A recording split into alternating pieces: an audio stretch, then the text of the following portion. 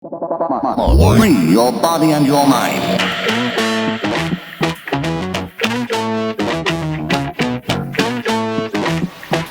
One, two, three. Here we go. Let's do a little test shot here. God, I forgot how big it is. How you doing, everybody?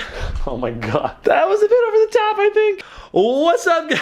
Oh my God, this is a struggle. What's up, and welcome to another episode of GizmoSlip. Today, we're gonna find out if an iPhone XS or a Galaxy Note 9 can survive Elon Musk's Not-a-Flamethrower that's totally a flamethrower. Which of these two phones do you think will survive longer? Post your opinion in the top right. Technically, I did already use it in another video that hasn't been posted yet, so I have tried it out. I'll have that whole first experience of testing it out. Actually, the power went out right as we were about to test it. The whole neighborhood was dark, and it was awesome because we were lighting up the whole neighborhood with this giant flamethrower burst in front of my house. Probably scared the crap out of my neighbors. Come to me, my baby. Ah, yes. This thing is freaking amazing. All right, let's take this outside and see what kind of damage we can do. First thing, wow, the light balance is terrible. Restarting this crappy clip. Okay, that's a bit better. First step we need to do is get some more ammo for our flamethrower and also say hello to the new Tesla. If you guys missed out on the Tesla intro video, I do now have a Tesla Model S. It's completely dirty from me driving at 5,000 miles in like a week and a half, going to Vegas and back twice. We had like 10 butane torches going at the same time to make the bear trap red hot. The good thing for me is that in this case, I just have a crap ton of extra ammo left over from that. So this one feels full. I just feel like I'm handling an explosive bomb right now. I know I'm not, but oh God, it sounded, I can smell it. Lock it in like this. Locked and loaded, let's do this. Got both the Note 9 and iPhone XS here ready to get scorched. Before we let this bad boy loose on these smartphones, we need to give a big shout out to our sponsor, NordVPN. So 2 questions. Why should you get a VPN and why should you get NordVPN? So why should you get a VPN? First of all, it's because you can access all the content on the internet that is available for public access. Websites like YouTube, Netflix, Crunchyroll, Amazon, all have different libraries depending on which area of the world you live in. And if you use a service like NordVPN, you can actually watch YouTube videos that might be restricted in your country or on other websites that also restrict their content from you. The second reason why you should get a VPN is because it prevents your privacy from being taken advantage of. Tons of tech companies like Google and Amazon and Facebook are all tracking what you do online through cookies and through your IP address. They see, hey, this guy's interested in buying some random object, and they're gonna show you ads for it everywhere you go, and that's because you're not using a VPN.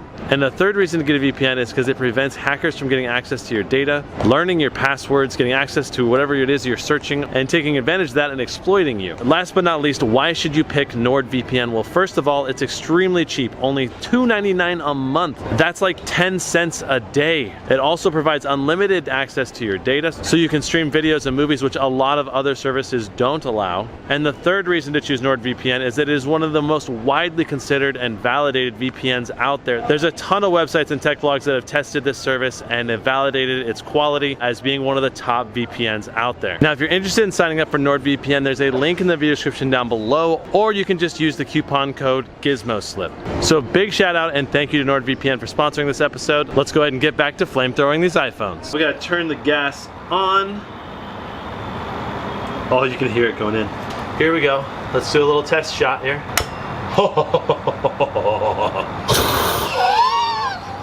God, I forgot how big it is. Okay, I'm gonna move some stuff that might melt. Let's see how this goes. I might have to move the camera closer, I don't know.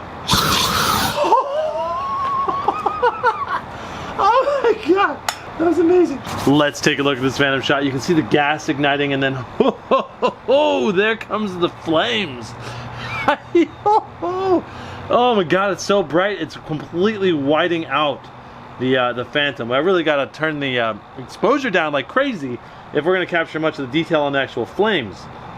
Dang, looks like those phones are doing just fine so far. I mean, looking at them behind me, they don't look like they were affected at all. I mean, it was just a short burst. They're probably going to do it sustained for like 5 seconds maybe before we see a real good reaction out of them. But I mean, this slow-mo shot is freaking epic, so I'm going to go ahead and save that. We're going to go for a 5-second burst this time. Here we go. In 3, 2, 1. Oh my God. That was insane. Oh my god. Oh, I think my eyebrows just got burned off. Maybe I should point this a little further away from me. That was awesome. Let's try again. I don't know what's gonna take to actually burn these pretty good.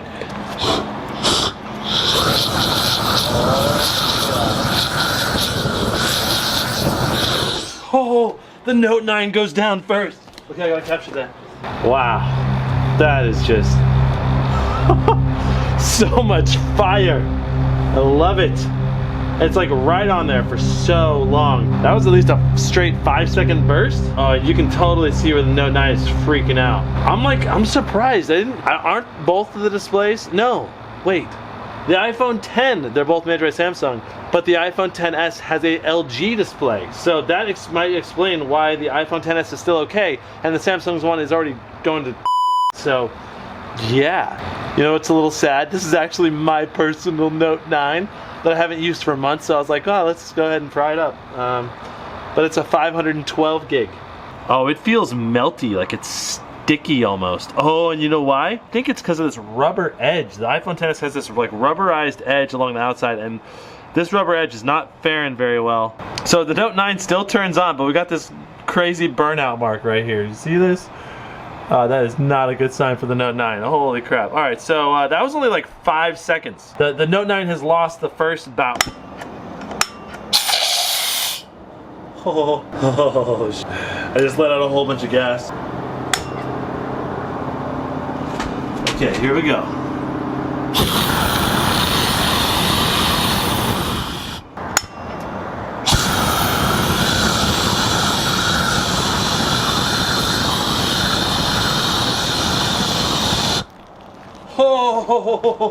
Oh my god. Now we did it. Holy crap. We got both of them.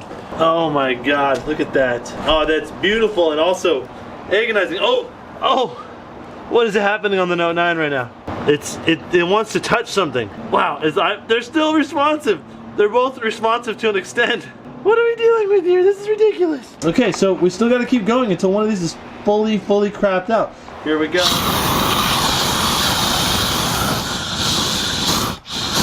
Both look, they're still on. Here we go, we're gonna keep going. A whole bunch of F and D keys are being pressed.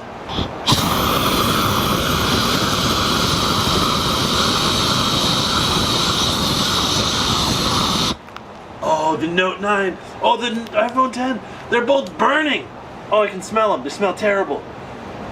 It's awful. Oh, that is a terrible smell. Oh, that is bad. That is very, very bad.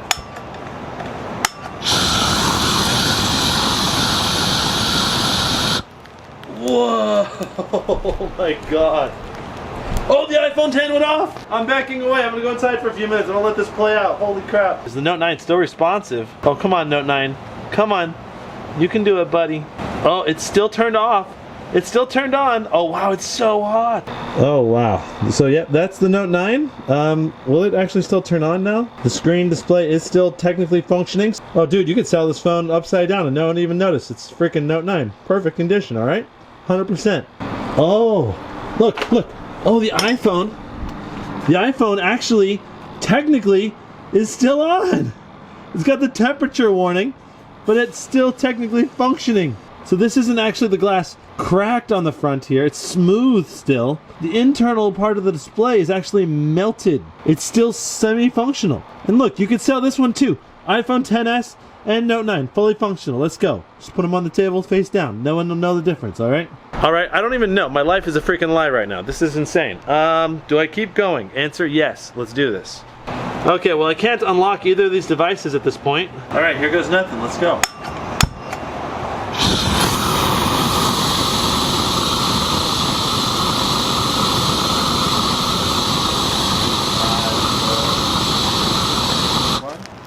Whoa, the Note 9 is actually on fire. The Note 9 is officially on freaking fire. Oh my god, I'm backing up. I'm backing up. The screen looks freaking like lava right now. Like literally looks like lava. I think it's literally on fire on the inside. I don't know. That's amazing. Okay, I'm gonna back up. Okay, I gotta say this flamethrower is very cool and very legal. Alright, let's take one last look at these phones. So here's the Note 9. The backlight is on. it's still functioning on the inside. How does that make sense? I don't even know. Let's see the iPhone. iPhone is still on. iPhone wins this battle, I guess. I thought the Note 9 had won for sure. iPhone actually wins it in the end. That's freaking crazy, alright? Congratulations, iPhone XS fans. You win this round of GizmoSlip tests. I hope you guys are proud of yourselves. So if you're ever in need of blocking a flamethrower with your smartphone, guess grab an iPhone XS. It's more likely to survive the whole process. I'm really glad that we found out this result today. It's gonna change my life. I hope you guys enjoyed this video. If you did, hit that subscribe button, hit that like button down below as well, and don't forget to check out NordVPN, link in the top of the video description down below. We'll see you guys in the next one.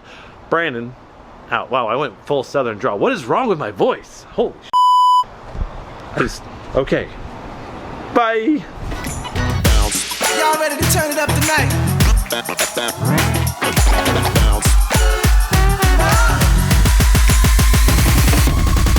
If you really wanna fly, lift your hands in the air.